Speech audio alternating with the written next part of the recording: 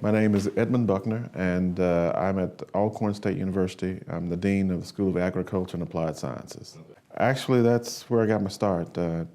Had a research program at the University of Arkansas, Pine Bluff. I also was a Center Director for Regulatory Science there, and was actually the Associate Research Director there before I became Interim Dean there. Okay. In your years of education, undergrad, grad school, you went to a PhD school? Yes. And now in, career life, what has been one of your most memorable research projects?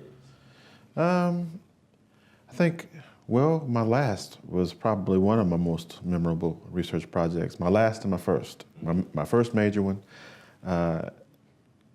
and also my last one. My last one was memorable because the research we were conducting was dealing with edge of field runoff, nutrient runoff from edges of agricultural fields, and I was able to help a young lady get her PhD with the research that she was helping and conducting as part of that project. That was the first project? That was the last one. Oh, last one. Last one. Go back to your first one. The first one actually dealt with bottomland hardwood microtopography and wetlands, created wetlands. And so we evaluated the effectiveness of created wetlands, man-made wetlands, in comparison to those that Mother Nature created, that God created. And so that was very memorable. That was actually my first graduate student. And so those are the ones that are most memorable. There were lots of other research projects in between, but those two, I think, were probably the most memorable ones. Yeah. Well, I was interim dean at the University of Arkansas for going on 3 years, and I really wanted to make a difference. And it's hard to make a difference in the interim capacity. You know, I enjoy serving, and so when the opportunity came up, I applied for the position and talked with the folks, and they called me in and talked with me, and I guess they talked to some folks that knew me, and very quickly they brought me on as dean.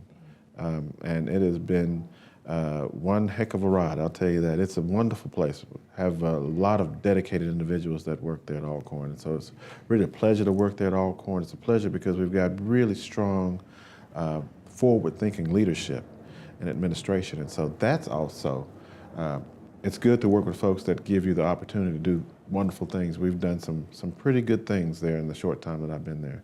Not me by myself, but all of us working together as a team. Some hard-working individuals there, wonderful team of individuals, researchers and extension folks. I think right now it's more important than ever. You know, if you look at where ag is going, we're going to have to serve more people than we've ever served before. We're going to have to feed more people than we've ever fed before. We're going to have to double our output of agricultural production by the year 2050. And in the past, we've had technological breakthroughs that helped us to feed more, like the Green Revolution, or we had other lands that we were able to bring into production. The problem now is that we don't have a lot of technological breakthroughs that are actually occurring. So that's one reason why it's important, because we need to develop technology so that we can meet this coming need.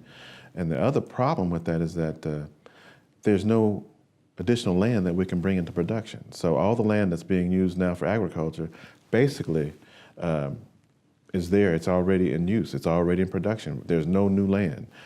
So God is not creating any new land. So that means that researchers have to make these new breakthroughs, find new technologies so that we can meet this coming need by the year 2050.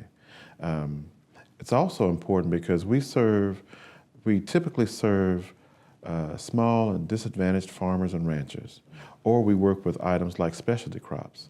And so those are two niche areas where we really do need to make sure that we're trying to make sure we're serving those individuals, those farmers and those rural communities, because nobody else is serving them. They're being underserved. And so if we don't serve them, they're going to continue to be underserved. So we need to make sure that we're redoubling our efforts to do our jobs and accomplish the mission of actually serving the people we're tasked to serve.